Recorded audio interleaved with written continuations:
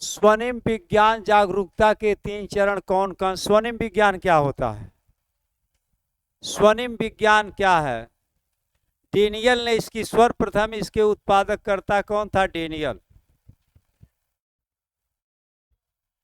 Daniel था। ठीक है, यह पाश्चात्य काव्य शास्त्र से क्वेश्चन है। यह स्वनिम ध्वन विज्ञान, ग्रीम का नियम, समझ गए? तो इसमें दिया गया है कि स्वनिम विज्ञान जागरूकता के 3 चरण, ये ध्वनि है। बात समझ रहे हैं? तो क्या है? अक्षर, शब्द, वाक्य, ध्वनिया, स्वरमान, सुरतान, अक्षर, तुकबंदी, स्वनिम। थर्ड होगा गहराई, गति और तुकबंदी। तो डेनियल है, डेनियल। यस, यह आप, हाँ हो गया, डेनियल। ये हम लोग खुद पढ़ाते हैं भाषा विज्ञान में। जैसे भाषा विज्ञान एमए उमे में पढ़ाया जाता है, यह स्वनिम या ध्वनि विज्ञान। ठीक है, जैसे ध्वनि के बारे में जो बताया जाता है, अभिनव गुप्त थे। ठीक है, ध्वनि विज्ञान के जन्मदाता क्या थे? अभिनव गुप्त थे। तो अलग अलग पूरा ध्वनि शास्त्र लिखा। तो दिया गया इसमें डी, गहराई, गति और तुकबंदी। डी, गहराई, गति और तुकबंदी। समझ गए? आगे दिया गया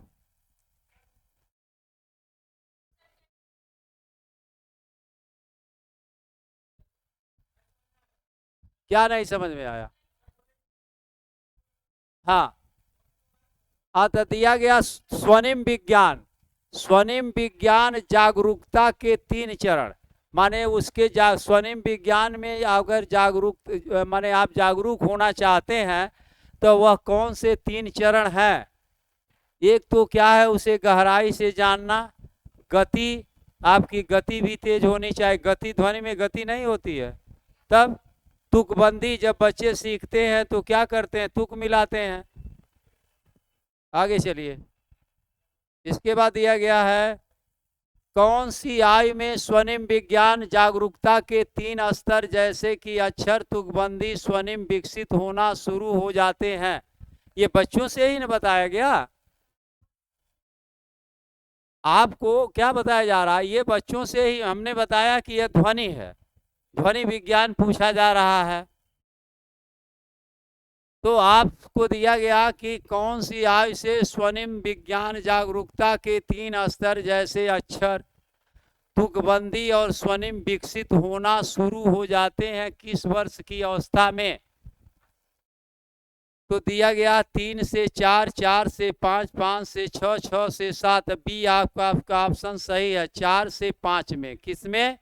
4 से 5 में। ये दिया गया 4 से 5 में क्या होते हैं?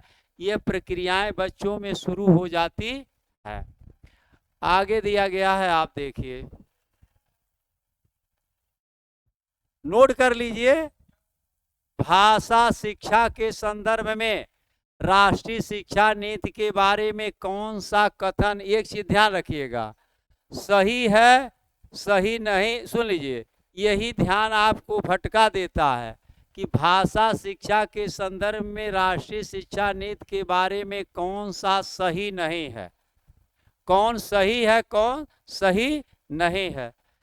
तो शिक्षा के माध्यमिक चरण में विदेशी भाषा का अध्ययन, आप बताइए, आप बताइए, माध्यमिक में विदेशी भाषा का अध्ययन कराया जा सकता है?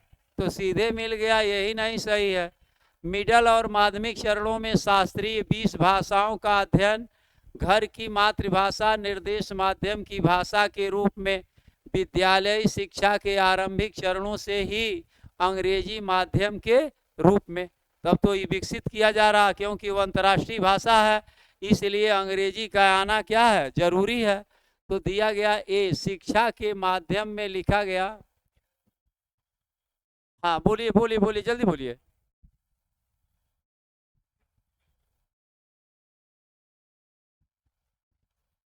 दिया गया शिक्षा के माध्यम में दिया गया विदेशी भाषा का अध्ययन।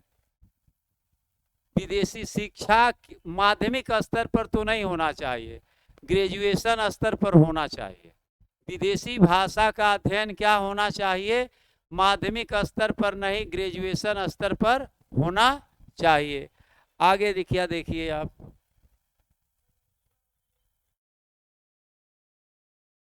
क्या है, क्या चीज बताए? अरे आप जल्दी बोलिए ना आप। मिडल और माध्यमिक चरणों में शास्त्रीय 20 भाषाओं का अध्ययन। मिडल और माध्यमिक में शास्त्रीय भाषा क्या है? संस्कृत है। शास्त्रीय भाषा का मतलब क्या होता है? जो शास्त्रों के अनुसार चलती है।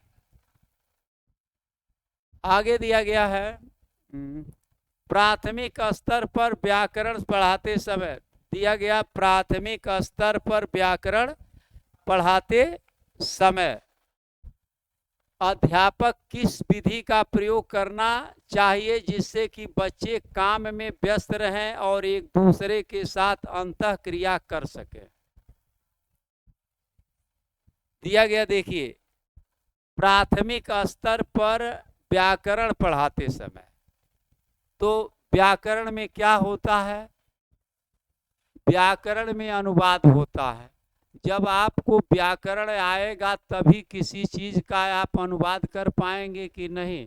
अगर अंग्रेजी का अनुवाद नहीं आता है तो आप क्या, अंग्रेजी का व्याकरण नहीं आता है तो उसे आप ट्रांसलेट कर पाएंगे? नहीं कर पाएंगे। तो संस्कृत भी है, अगर अनुवाद करना है तो जब तक अनुवाद नहीं, व्याकरण नहीं आएगा तो आप अनुवाद कर नहीं सकते हैं। तो दिया गया जिससे कि बच्चे काम में व्यस्त रहें और एक दूसरे के साथ अंतःक्रिया करें। अनुवाद करना क्या करेंगे? सीखेंगे। पाठ्य पुस्तक आगमनात्मक निगमनात्मक ये तो अलग है, आगमन विधियां और निगमन विधियां, उसका प्रयोग से मतलब नहीं है। उसे व्यस्त करना है जिससे कि बच्चे काम में व्यस्त रहें और एक दूसरे के साथ अंतःक्रिया कर। हाँ, गलत कर दिए क्या? अच्छा चलिए ठीक। तो इसमें दिया गया प्राथमिक स्तर पर आप देखिए, पाठ्य पुस्तक अनुवाद आगमनात्मक निगमनात्मक ये दो विधियां हैं। तो वह विधि से क्या होगा? विधि से हमारा कोई मतलब नहीं है। बच्चे व्यस्त रहें तब किसमें? जब क्या करें? अनुवाद करें। तो इसमें आगे दिया गया, आगे देखिए क्या नहीं आ रहा आपको बताइए। यह आगमनात्मक और निगमनात्मक दो विधियां हैं। उदाहरण एक में आपको पूरी बात बताई गई थी इसमें। तो इसमें क्या है कि अनुवाद, क्या दिया गया है? अनुवाद। आगे दिया गया है प्राथमिक स्तर। अच्छा, पांचवा देखिए क्या दिया गया, बड़ा लंबा दिया गया। हाँ, पढ़ करके बताइए, आंसर बताइए तो उसका अर्थ बताइए। आंसर बताने का मतलब है कि उसका अर्थ बताइए कि क्यों नहीं हुआ।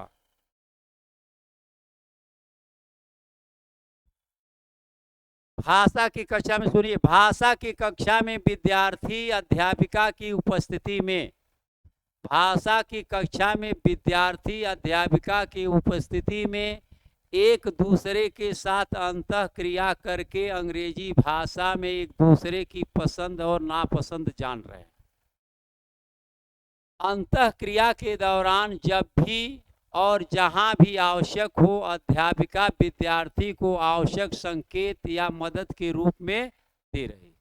माने जहां उन्हें समझ में नहीं आ रहा है, आपस में अंतःक्रिया कर रहे हैं, आपस में एक दूसरे से क्या कर रहे हैं? क्रिया कर रहे हैं। यह समस्त शिक्षण अधिगम प्रक्रिया अधिगम के किस सिद्धांत को प्रतिबिंबित करती है? तो आप बताइए, बीच बीच में हर जगह अंतःक्रिया लिखा गया है, तो कौन सी क्रिया करेंगे? अंतःक्रिया करेंगे। ये सब चीज ठीक समझिए, ये सब ठीक समझिए। नहीं आता है तो कम से कम यह देख रहे हैं कि बार बार अंतःक्रिया की ही बात कर रहा है। क्या कर रहा है।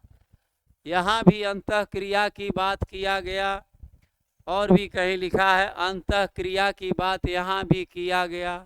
तो सारी अंतः क्रिया की ही बात की जा रही है, तो कहाँ से क्या होगा, अंतः क्रियात्मक।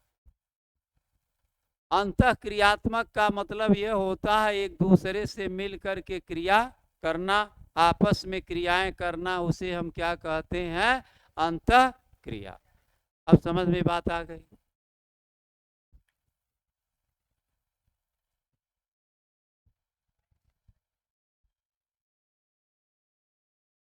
आप ही लोग पढ़िए पढ़िए इसको। रोमी कक्षा 3 को पढ़ाती है, बात समझ गई। पाठ्य पुस्तक में दिए गए नाटक के शिक्षण के समय रोमी को किस विधि का इस्तेमाल करना चाहिए जिससे कि उसके विद्यार्थी नाटक का आनंद ले सकें। आप बताइए क्या है। आप देखिए दिया गया कि रोमी कक्षा 3 को पढ़ाती है, पाठ्य पुस्तक में कोई एक पाठ है नाटक का। नाटक के शिक्षण के समय रोमी को किस विधि का इस्तेमाल करना चाहिए जिससे कि उसके विद्यार्थी नाटक का आनंद ले लें, तो क्या होगा। बी, बी का भूमिका निर्वाह का मतलब बताइए।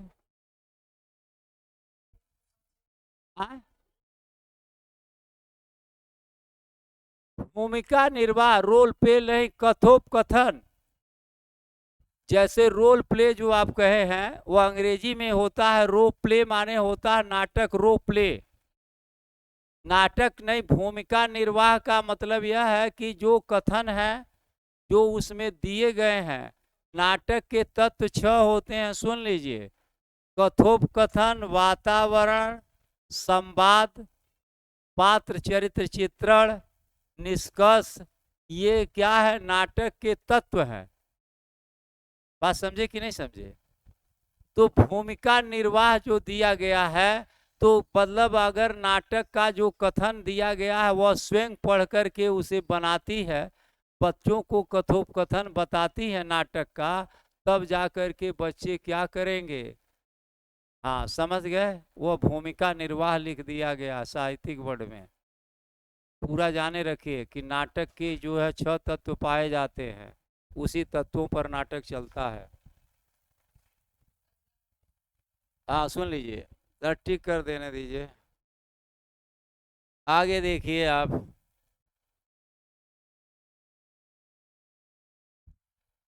अब इसके बाद दिया गया, देखिए पढ़िए, आप लोग पढ़िए, पढ़ करके बताइए तो हम उसका अर्थ बता देते हैं। आप पढ़िए तो हम इसका अर्थ बता देते हैं।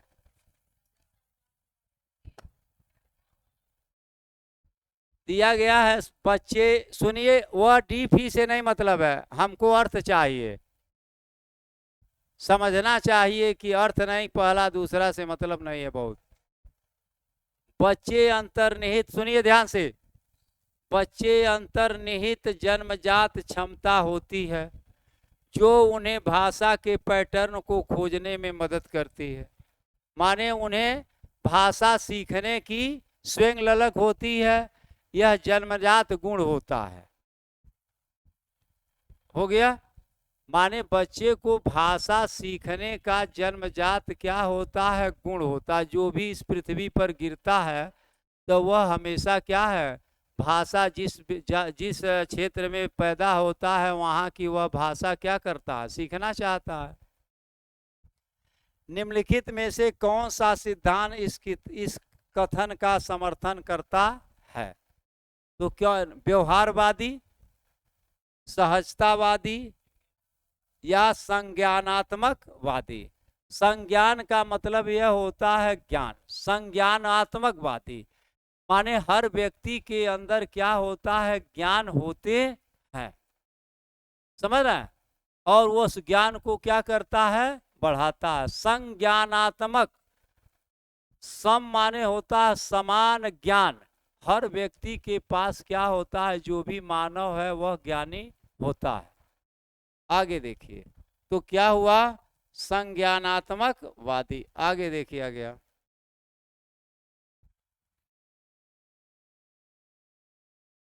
लिखा गया भाषा अधिगम अभ्यास और पुनर्बलन की सहायता से, ये तो आया था जी, क्वेश्चन बताया गया था। बोलिए, ये भी बताया गया था, ये भी संज्ञानवादी होगा, ये कल या परसों क्वेश्चन रिपीट है शायद। क्या है ये, रिपीट क्वेश्चन है, इसमें क्या दम, जब मान लीजिए कोई क्वेश्चन बताया गया होता तो इतना ध्यान रहता है। अब आप देखिए ये सब क्वेश्चन देखिए, कक्षा में आप देखिए, पढ़िए आप लोग, पढ़िए, नहीं तो हम खड़े होकर के पूछ देंगे आपसे, बताइए कि कैसे क्यों हुआ, इसको हमारा स्पष्टीकरण दीजिए, आंसर से ही नहीं मतलब है। हो गया, दिया गया, देखिए कक्षा में चर्चा के दौरान, मेरी बात सुनो, कक्षा में चर्चा के दौरान 5 की एक विद्यार्थी भ्रष्टाचार के कारणों पर अपना दृष्टिकोण प्रस्तुत करती है। बात समझ रहे हैं?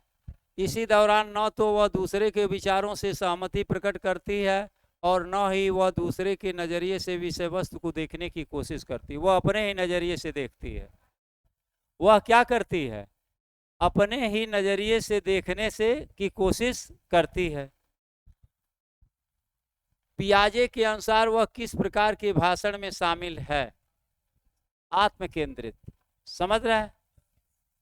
तो वह न दूसरे के नजरिए से देखती है, न केवल अपना ही, अपने ही विचार से, अपने ही अंतरात्मा से जो बातें उसे अच्छी लग रही हैं उसे ही। अब भाई कोई चर्चा होती है, किसी विषय पर चर्चा होता है, तो ये कहा जाता है कि इसमें 2 निर्णयकर्ता होते हैं कि इसने क्या किया, पक्ष में विपक्ष में बोलते हैं, तो क्या यह इसका उचित है कि अनुचित है, निर्णय करने वाला होता, वह किसी को मानने को तैयार नहीं है, तो उसे हम क्या कहेंगे, आत्म केंद्रित। क्या कहेंगे, आत्म केंद्रित। आगे देखिए, हाँ माने आत्म केंद्रित माने अपना ही, ठीक है। अब सामाजिक भाषण कैसे कहा जा सकता है, आत्म केंद्रित। व्यक्तिगत होता है, व्यक्तिगत और आत्म केंद्रित 2 होते हैं। व्यक्तिगत माने भी अपना, आत्म केंद्रित माने जो उसकी आत्मा कहती है। आगे देखिए, किसका, निजी भाषण।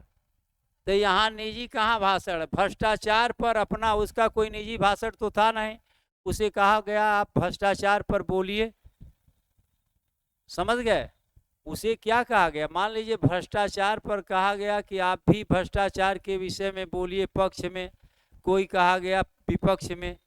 समझ गए? तो वह निजी भाषण कहाँ हुआ, वहाँ तो सोच हुई ना कि वह किसी भी विचारों से, दूसरे के विचारों से सहमति नहीं है। भाई अगला भी बोल रहा है, वह भी बोल रही है, लेकिन वह किसी दूसरे के विचार को नहीं मान रही है, तो निजी भाषण कहाँ क्या हुआ, आत्म केंद्रित। आगे देखिए, लिखा गया, देखिए अपनी जटिल प्रकृति के बावजूद, क्या लिखा गया, अपनी जटिल प्रकृति के बावजूद भाषा सहजात व्याकरणिक ज्ञान की मदद से अर्जित की जाती है। अपनी जटिल प्रकृति के बावजूद भाषा सहजात व्याकरणिक ज्ञान की मदद से अर्जित की जाती है। व्याकरण के ज्ञान से हम क्या करते हैं, अर्जित करते हैं। यह विचार किसके द्वारा प्रतिपादित सिद्धांत से संबंधित है, तो यह किसके संबंधित है, नाम चॉम्स्की। क्या है, नाम चॉम्स्की, इसको नोट कर लीजिएगा, नाम चॉम्स्की।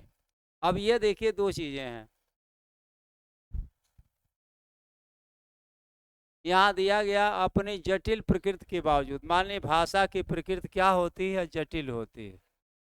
सीखना क्या है, भाषा की प्रकृति क्या होती है, सरल नहीं होती है, कोई भी भाषा होगी वह प्रकृति क्या होती है, जटिल होती है। तो भाषा सहजात व्याकरणिक ज्ञान की मदद से अर्जित की जाती है। तो हम क्या करते हैं, बच्चे व्याकरणिक ज्ञान के द्वारा अर्जित करते हैं। ये कथन क्या है, नाम चॉम्स्की का, वो इनका स्वयं का विचार है। बात समझ रहे हैं? ये सही है कि गलत है इससे नहीं मतलब है, यह विचार किसका है। आगे देखिए, सही गलत की बातें बाद में आएंगी। वाइगोस्की के अनुसार बच्चे में भाषा का विकास कब होता है, दिया गया बताइए। जब क्या होता है, दिया गया कि जब दूसरों के साथ बातचीत करते हैं, जब वे भौतिक वस्तुओं के साथ बातचीत करते हैं, और जब वे स्वयं से बातचीत करते हैं, कौन सा रोग कहा जाता है। नहीं, सुन लीजिए, अभी भी देखिए एक रोग है कि जैसे आदमी चलते हुए अपने से बात करता है, बैठा रहता है तो अपने से बात करता है, अपने से हंसता रहता है, वो पागलपन का रोग होता है। ठीक, तो जब स्वयं से बातचीत करते हैं, जब वे चुप रहते हैं, तो आप तमाम देखिए रोड पर ऐसे लोग चलते हैं, तमाम आपको मिलेंगे, वो ऐसी बीमारी खत्म है नहीं होती है। ठीक, हाँ, इसका क्या होगा, फर्स्ट जब एक दूसरे से बातचीत करते हैं, ये क्या है, बच्चों में भाषा का विकास तब होता है जब एक दूसरे से बात करते हैं। ये तो सामान्य कथन था, कोई भी लगा सकता था।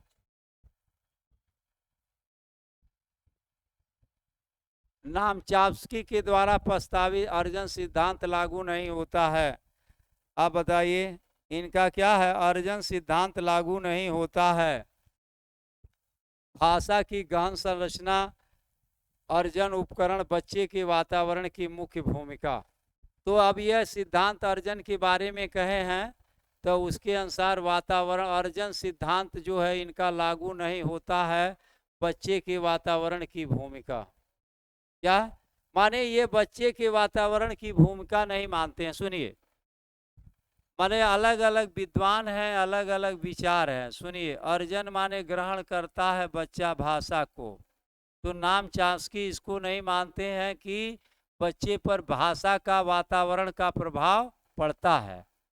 वातावरण का प्रभाव तो पड़ता ही है, लेकिन नाम चास्की नहीं ऐसा मानते हैं कि बच्चे पर वातावरण का, भाषा की, बच्चे की भाषा पर वातावरण का प्रभाव पड़ता है। अब बात समझ गई। आगे दिया गया,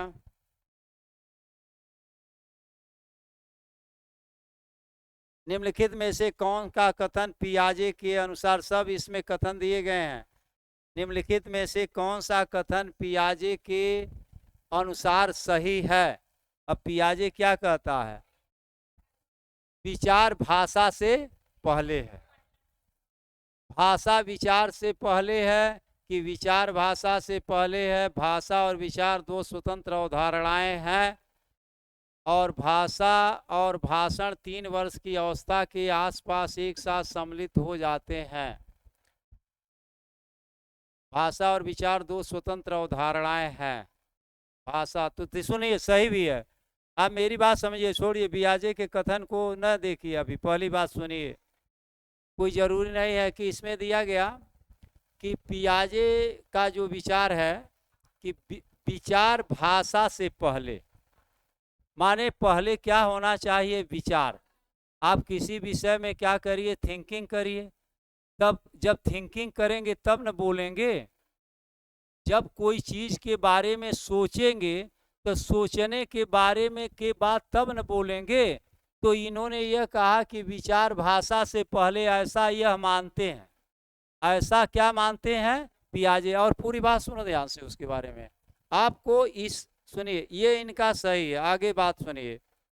भाषा और विचार दो स्वतंत्र अवधारणाएं हैं, सही है। भाषा और विचार अलग अलग हैं। क्या है, भाषा अलग है, विचार अलग है। भाषा और भाषण 3 वर्ष की अवस्था के आसपास एक साथ सम्मिलित हो जाते हैं। माने जब 3 वर्ष का बच्चा हो, आप सुनिए, जब बच्चे छोटे होते हैं तो स्कूल में जाते हैं तो उनसे बुलाया जाता है, कुछ कविताएं कहाई जाती हैं, कही जाती हैं नहीं कही जाते हैं, कि आप मंच पर आ करके क्या करिए, कुछ बोलिए। ये सब बातें सही हैं, लेकिन यहाँ जो पियाजे का कथन था, जो इनका विचार था व्यक्तिगत, वह क्या है, ये सही है। आगे देखिए, आप केवल उस कथन से, इससे आपको बल मिलेगा, अन्य क्वेश्चन आएंगे तो सुने रहेंगे तो ठीक है। संज्ञानात्मक अधिगम सिद्धांत पर केंद्रित नहीं है। क्या? तो बाद में बोले आप पूछे नहीं करेंगे। आगे देखिए 14वां, संज्ञानात्मक अधिगम सिद्धांत किस पर केंद्रित नहीं है? मनुष्य अंतर्निहित भाषा यंत्र के साथ जन्म लेते हैं। भाषा यंत्र, मनुष्य अंतर्निहित भाषा यंत्र के साथ जन्म लेते हैं। तो आप बताइए, अगर भाषा के अंतर न हो, अंतर्निहित, जब बच्चा जन्म लेता है तो उसके पास भाषा यंत्र होते हैं कि नहीं होते हैं? होते हैं। उसीलिए कहा जाता है सहजात क्षमता होती है। अच्छा, फिर दिया गया त्रुटियां अधिगम प्रक्रिया का अभिन्न अंग है। आप बताइए, कोई भी चीज आप करते हैं तो त्रुटि होती, कुछ भी सीखते हैं तो क्या त्रुटि नहीं होगी? होगी। परीक्षा में जाते हैं तब मानव त्रुटियां क्या कहा जाता है? Human error. तो त्रुटियां तो होनी है, अधिगम कोई भी सीखेगा तो त्रुटि होगी। भाषा आदत निर्माण की प्रक्रिया के माध्यम से भाषा आदत निर्माण, आदत से आप सीख पाएंगे भाषा। दिया गया, बताइए। भाषा आदत निर्माण की प्रक्रिया के माध्यम से सीखी जाती है। आदत अलग होती है। आदत स्वभाव, समझ गए? स्वभाव के माध्यम से आप क्या कर सकते हैं? भाषा नहीं सीख सकते हैं। ये गलत है। आप देखिए, ये दिया गया है। अच्छा, भाषा तार्किक तथा मानसिक प्रक्रियाओं के द्वारा सीखी जा सकती है। तो दिया गया, इसमें से जन्म लेते हैं कौन सही है? भाषा आदत निर्माण की प्रक्रिया। आगे देखिए, बोधगम्य निवेशों का विचार सर्वप्रथम किसके द्वारा दिया गया था? किसके द्वारा दिया गया था? स्टीफन क्रेसन के द्वारा। एक बार ये क्वेश्चन आ चुका है, इसमें कराया गया है। देखते हैं, रिपीट हो रहा क्वेश्चन, कोई फायदा नहीं है इससे। हो गया। इसके बाद देखिए, विकास में महत्वपूर्ण अवधि की पहचान की जा सकती है। 16वां दिया गया, विकास में महत्वपूर्ण, दिखा गया कि विकास में महत्वपूर्ण अवधि की पहचान की जा सकती है। अधिगम तथा अनुभवों के विकास के लिए विशिष्ट आयु महत्वपूर्ण है। अच्छा, विकास की एक विशिष्ट अवधि के दौरान में हुए अनुभवों पर अधिगम पर बहुत अधिक प्रभाव पड़ता है। ये इसमें सही है। देखिए, विकास की एक विशिष्ट अवधि, पूरी बात समझिए क्या कहा अभी। विकास की एक विशिष्ट अवधि के दौरान, अवधि माने क्या हुआ? समय। विकास की, सुनिए, विकास की एक विशिष्ट अवधि के दौरान हुए अनुभवों पर अधिगम पर बहुत प्रभाव पड़ता है। अधिगम माने सीखने पर। और दिया गया, जैसे हम विकास करते हैं तो एक विकास में क्या होता है, एक क्या कहा जाता है कि पीक आवर, क्या कहते हैं? पीक आवर है। विशिष्ट विकास की एक विशिष्ट अवधि के दौरान में हुए अनुभव, जो हम अनुभव प्राप्त करते हैं, अधिगम पर क्या होता है? सीखने पर क्या होता है? बहुत ही प्रभाव पड़ता है। आगे दिया गया है,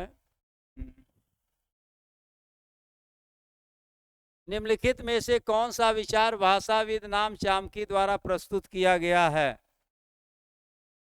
क्या है कि मनुष्यों में भाषा अर्जित करने की जन्मजात समझा होती है। ये तो क्वेश्चन बहुत आसान है जी सर, सब उसको दे दिए हैं। अब रखिए, हम 5 पेपर इसमें हटाएंगे। मूल्यांकन, निदानात्मक, समझ गए? अन्य चीजें ले आएंगे, ये कई चीज है इसमें। 18वां, सामाजिक अंतःक्रिया का संबंध किससे है? वाइगोस्की से है। बात समझ रहे हैं? अब थोड़ा तथ्यात्मक क्वेश्चन होता है तो ठीक होता है। बात समझ गई? हाँ, ये तथ्यात्मक क्वेश्चन। रुकिए, आज से कौन सा एक भाषा का अंग है? आप बताइए। भाषा का अंग क्या है?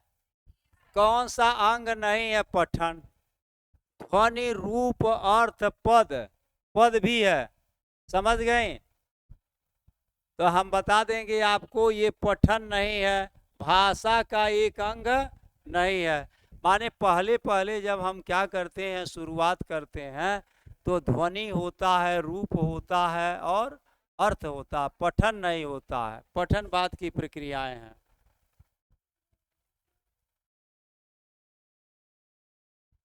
तीसवा में देखिए, वाइगोस्की के अनुसार, तीसवा में आप आइए।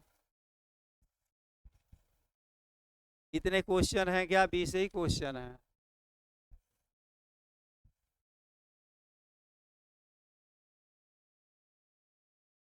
क्या दिया गया? वाइगोस्की के अनुसार बच्चों के साथ सामाजिक अंतःक्रिया सीखते हैं।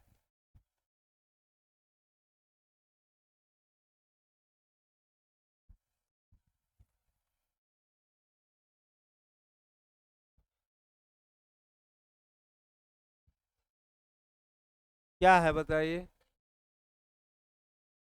वाइगोस्की के अनुसार बच्चे साथियों के साथ, ये भी क्वेश्चन आया था क्या जी, अंतःक्रिया से सीखते हैं? ये बताया गया था। दिया गया है वाइगोस्की के अनुसार बच्चे साथियों के साथ सामाजिक अंतःक्रिया सीखते हैं एक भाषा के शिक्षक के रूप में।